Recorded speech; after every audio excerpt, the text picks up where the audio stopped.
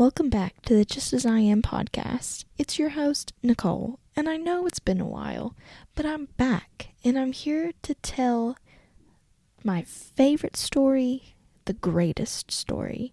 Today we're talking about the Easter story.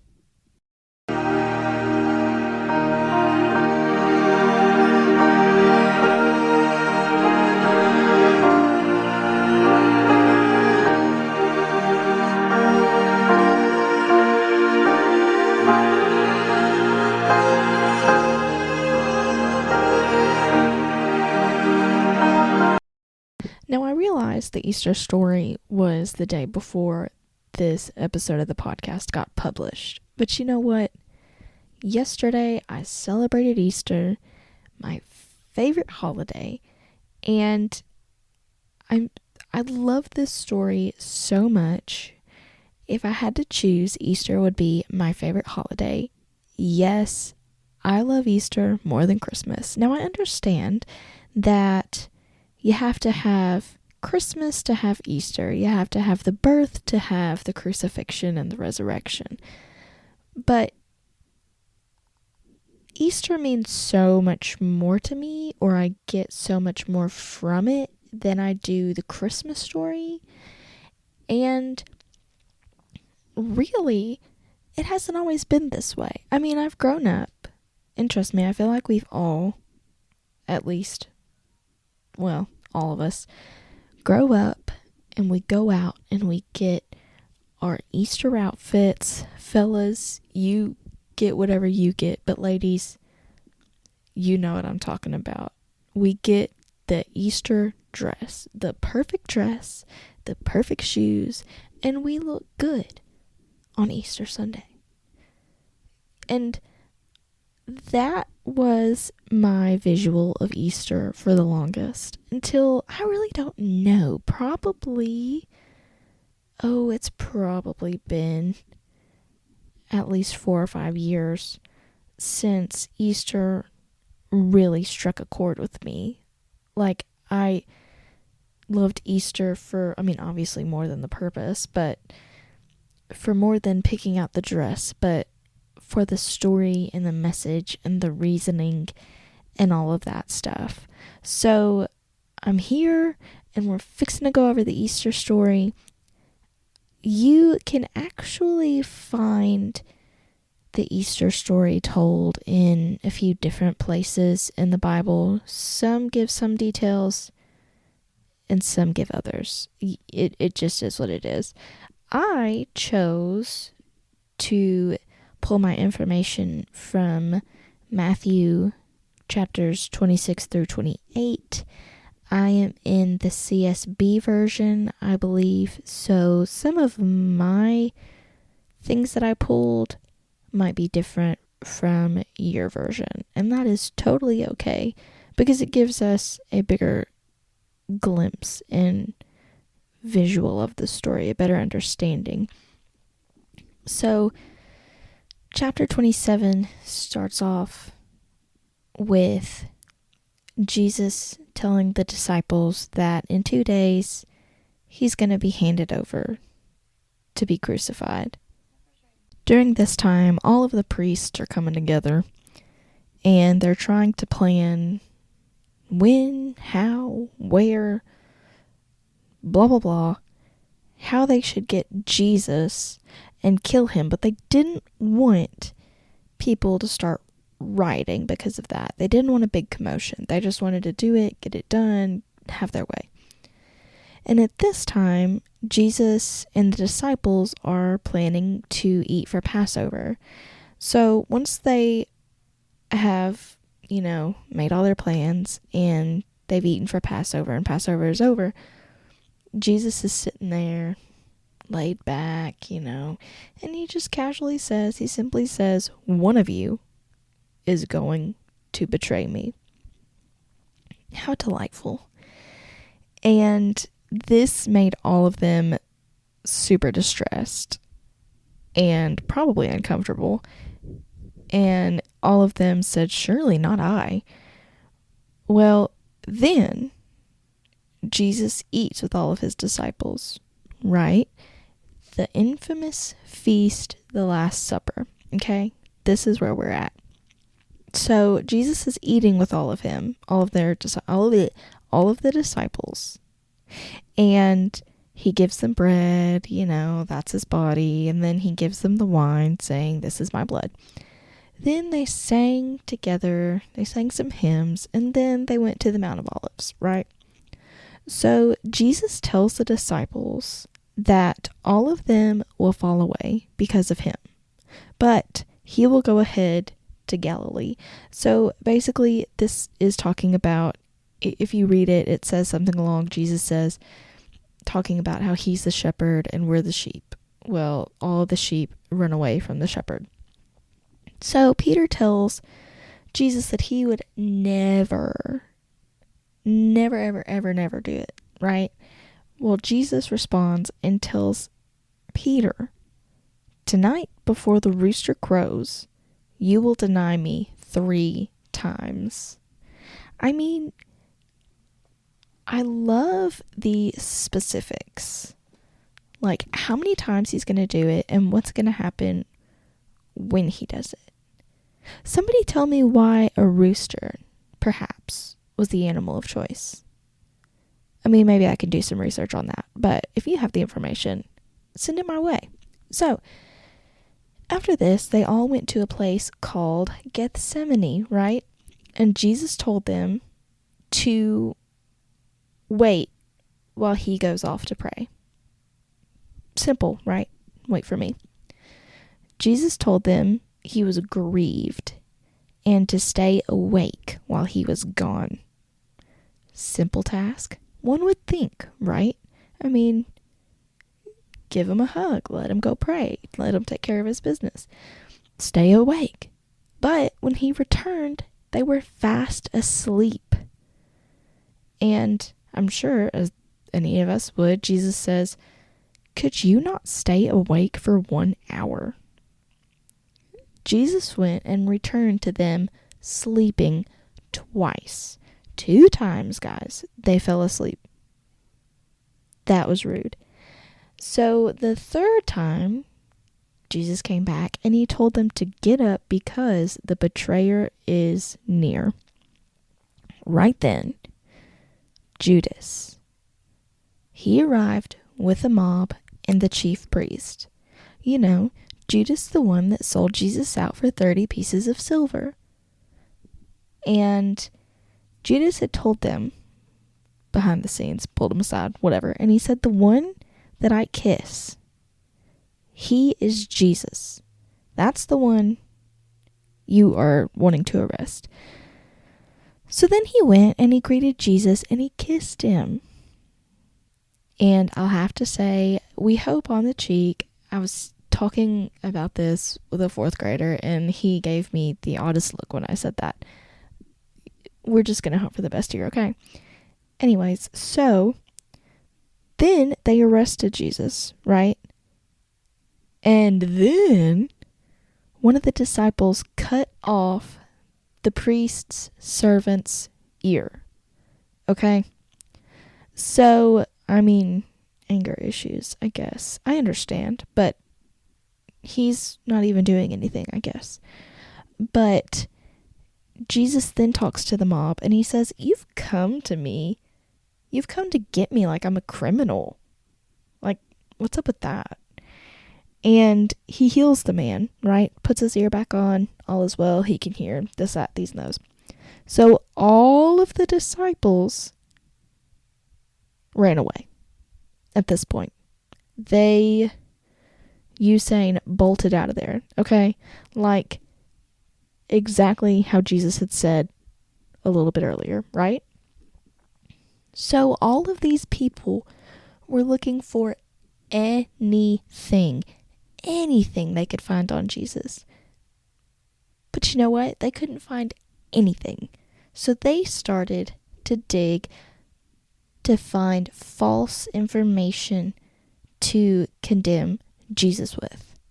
It's not exactly the same thing, but honestly, in my mind, it's kind of like when you want to know something about it and you go to your girlfriends and they have all the information in like 5 seconds because they're digging that deep. But anyways, So during this whole trial, Jesus didn't say a single thing. He kept silent. So the chief priest was getting a little aggravated now, and he asked Jesus to say that he was the living God's son. And Jesus said, "You have said it. You have said it." So Jesus' response was, "You said it yourself. I'm not going to repeat myself. Why would I have to say that, right?" So now Peter is back in the picture, right? And what does he do? He denies Jesus 3 times. Okay, I had to explain what it meant to deny to the children Sunday, because this is obviously the story we went over in Sunday school. So Peter was out and about, and people were like, "Hey, you know Jesus," or "Hey, that guy is friends with Jesus," or da da da da. And Peter said, "No, I have no idea who that man is. I've never seen him in my life." But he did it 3 times, and guess what? The rooster crowed cock-a-doodle-doo. So after this, they took Jesus over to Pilate, which was basically their governor. And during this time, Judas, seeing that Jesus was being condemned, threw the money he had gotten for ratting Jesus out back, and he went and hung himself. So obviously, he had regret. Well, then there's a whole nother load of information about what they did with the money after he threw it back, because they weren't going to use it for the temple because it was like blood money or something, but you can go read that yourself. So Pilate could not find anything wrong with Jesus himself. He didn't see anything wrong with Jesus, or that Jesus had done. And he asked the people, because this was what happened during the festival time. He asked the people, he was like, "Hey, y'all can choose. Do you want to save Jesus, the man who has done absolutely nothing wrong in his life, or Barabbas, this actual criminal who has done criminal things?" And the people chose Barabbas and chanted to crucify Jesus. Obviously, they're messed up, but whatever. So now they've taken Jesus, put him in a scarlet robe and a crown of thorns, calling him the King of the Jews. But later they actually took the robe back off of him, and then they had found a man named Simon and forced him to carry Jesus' cross to Golgotha, meaning the place of the skull. So literally where Jesus was going to get crucified was called the place of the skull. And when Jesus asked for a drink, they actually gave him wine mixed with gall, and Jesus refused it, as he should have. And I looked up what gall is, and gall is a liquid of the liver. I think it was like animal liver, but I don't remember. So I wanted to pause here and take out... Well, actually, we're going to hold on a second. So after they crucified Jesus, the soldiers, guards, whatever you want to call them, actually cast lots for his clothes. So they played their dice games to see who could get Jesus's clothes. That kind of just sounds gross to me, but whatever. They crucified Jesus in between 2 criminals, all the while mocking him. If he's the Son of the living God, then why can't he save himself? Or why can't he heal himself? Or why can't he get him down? And blah, blah, blah, blah. He's the King of the Jews. So from noon until 3 p.m., darkness came over the whole land, and Jesus cried out, my God, why have you forsaken me?" So complete darkness came over the world, or the land at least, for 3 hours during the brightest time of day. I mean, that would terrify me a little bit, I think. So he cried that, and then right before he died, he cried out, "It is finished." So now I want to take the pause, and I did some research, and I got on a website that maybe I can list in the bio of this episode. But I read it was actually from a professor, and she teaches some kind of science, biology, something. And she actually breaks down how an actual crucifixion works for her students every year so they can understand the depth and the details that go along with the crucifixion. So we can actually feel and understand how Jesus felt and what he was going through. So it is guessed that with Jesus being a carpenter, he had to be in pretty good condition, not to mention his constant traveling, doing his mission work.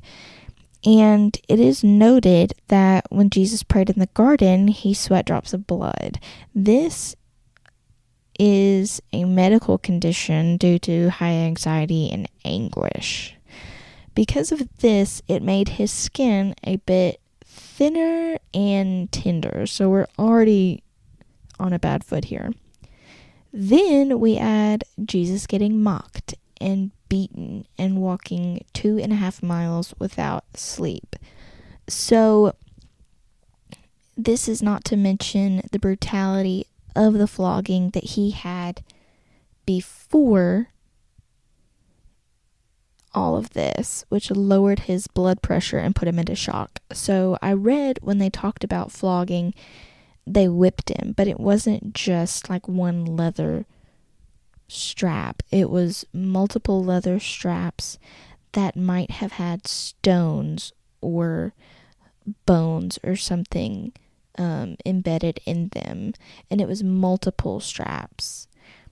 And this would hit and grab, so it tore his skin, it tore his muscles, it really dug deep. Now, although if this lowered his blood pressure and put him into shock, but although if Jesus had been given water when he asked for a drink instead of that nasty wine, gall, whatever you want to call it, his blood volume might have actually increased, and well, he would have had more blood and his body would have probably slowly come out of shock. With that being said, they put this scarlet robe on him, and that actually clotted his wounds where they had opened. But the crown of thorns that they put on him, because they shoved it on his head, they didn't just place it, they forced it upon him, caused great bleeding and also severe nerve damage. And when they removed the robe, because they didn't leave it on him the whole time, it actually reopened all of the wounds that it had clotted. Because this much has taken such a toll and put Jesus in shock, he's unable to carry his own cross, right? Therefore, Simon does. We talked about that. Crucifixion was actually invented in Persia about 400, 500 BC. And it is said to be quite possibly the most painful type of death that was invented. It is thought that Jesus had a cross. Typically we think of the regular cross, like we use as decoration, and the T, the lowercase t. But some people are thinking that version, the Latin version, was not the version used to crucify Jesus. They think that Jesus' cross was actually shaped like a capital T. And I learned that the vertical part actually stayed in the ground, and only the horizontal piece was carried. So Jesus was then thrown to the ground once, he made it to the top, reopening all those wounds and getting dirt and all kinds of stuff in it. And then he was nailed by his wrists to the wood. So he was actually probably most likely nailed more so in his wrist area versus his palms, because he probably would have fallen off had they done that, because your hands, one, are thin, most of us, and the nails would have ripped the tissue and he would have just come off. So they were probably most likely in the wrists. And these nails were actually probably 7 to 9 inches long. And when they nailed him, it severely damages a major nerve, causing pain in both arms. So this is just the beginning. He hasn't even been placed on the actual cross yet. He's just been laying down nailed to it. Now, once they do lift him and put him on the cross, his shoulders and elbows are automatically dislocated. Okay? And his arms are stretched 6 inches longer than the original length. 6 inches is a lot. That is half a foot. His arms, because all the dislocation, are stretched that much. So then, of course, we did his arms. Now we're going to do his feet, right? So both feet are nailed upon each other. So, one laying on top of the other. His legs are at a 90-degree angle, okay? Once again, causing more nerve damage and pain. Due to the weight of being in his feet, Jesus could inhale, but he could not exhale. He would have to push up with pain to be able to exhale. So I want you to take a deep breath in right now. And now I want you to let it out. Right? So do you notice how you expand and contract? He could only breathe in, but due to his body being stretched and the weight, he could not blow out. Therefore, he's just suffocating. Jesus only spoke 7 times on the cross. Because what does it take in order to speak? You have to have air, right? So he would have to push up in order to speak.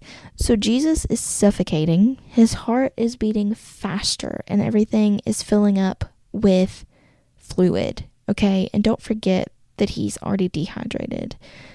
This could mean that Jesus most likely actually died from a heart attack brought on by the crucifixion, being hung on the cross.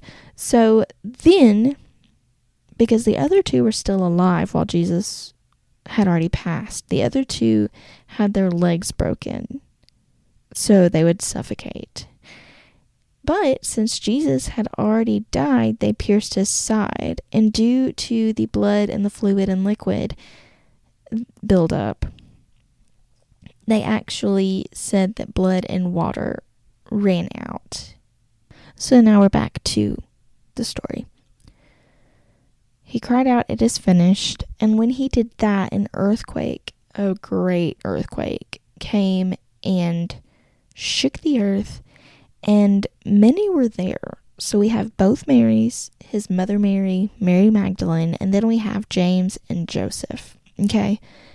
They took Jesus's body and, wrapped it up in the clean linens and placed him in the tomb, and they rolled a great stone at the opening. The next day, 2 guards were actually sent to stay at the tomb and guard it, because they didn't want to risk the chance of somebody coming and taking his body and then saying that he came back to life or, whatever. They didn't want him getting up and walking out.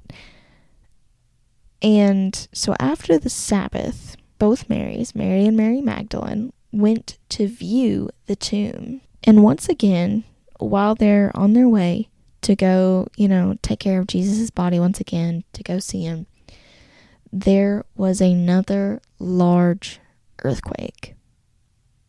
Because an angel had appeared, right? Of course. The angel had actually rolled the stone away and was sitting on it. Just, casual, no big deal, just sitting on it. The angel told them not to be afraid, saying, "He is not here, he is risen. Come look, then tell the disciples." That is, I feel like that should be top 10 best known verses, phrases from the Bible. He is not here, he is risen. Yeah. All of us are cheering on the inside. And so then they ran with fear and great joy and told the disciples. Notice the fear. I feel like it's that happy panic. Do we ever have that? Do you know what I'm talking about? Does that make sense? So they go and they tell all the disciples, right? But then Jesus appeared, saying, "Greetings." And they worshipped him. They fell to his feet and they were like, "Yes." But, if you read another version of the Bible story in the Bible, or the Easter story in the Bible, it talks about how Mary was like, "Have you seen Jesus? They've taken him. Do you know where he is?" Panic. And then it is Jesus. Oh, sorry, my bad. So then, as Jesus had said, Jesus went to meet with the disciples, and he did. And he told them to go tell the world. He told them to go and make disciples. So he's like, "I know I only had y'all 12, but go get all these other people. I guess go get them hyped and go get them to spread the word. Go get them to become missionaries. Go out, spread the news, spread the gospel. Do what you gotta do. Go do it. Get it done." But man, it makes you so excited and happy, and it gets you pumped, man. You feel the victory. And, going to church on Sundays and seeing everybody, proclaim it. And the thing is I wish that every Sunday was Easter Sunday. I'm not going to lie. I wish we had the same attitude. We had the same passion. We had the same love and thankfulness and gratefulness and care. And,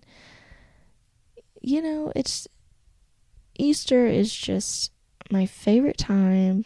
I love it. I love also listening to songs that talk about the torn veil and death is defeated.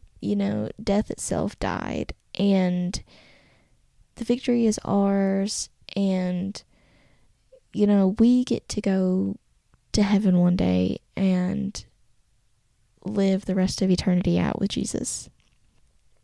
And, sometimes I wouldn't even do half or a quarter or anything that Jesus did for us for some of the people on this earth. I know that is so ugly, but let's be real. You're thinking the same thing, right? And one thing that happened yesterday, I believe it was last Wednesday, in choir we do our prayer requests before, we pray and dismiss. And someone had said how there was this lady, she is the mother of, some of her childhood friends and some kind of relation like that. And she said, just pray for her because these are her medical problems. And, she's come to terms with that she is dying. So just pray for her in that. And yesterday night, she had texted the choir group and she said, thank you so much for praying. She went to be with Jesus today. And I thought about that and I was like, that's sad. I get it. But at the same time, what a day to go to heaven. You know, in my mind, I was like, if that was me, I went to heaven the same day Jesus went to heaven. Technically, you know? I mean, just, you have to smile because of that. I mean, celebrating Easter here is awesome, but going with the man who started it all, like, you can't get any better than that. So, I hope that you continue to celebrate, maybe not even every Sunday, but every day. Celebrate it like it's Easter. You know, be so thankful and, you know, do as Jesus commanded and go and make disciples, right? So, thank you for being patient with me. Thank you for listening to me drone on and on and on. Maybe, perhaps, I can do another one that goes over the other places we find the Easter story. Would that be cool? Do you think that's a good idea? Do you want me to? Because, I mean, I'm down for that. So, thank you once again for listening, and I will catch y'all on the next one.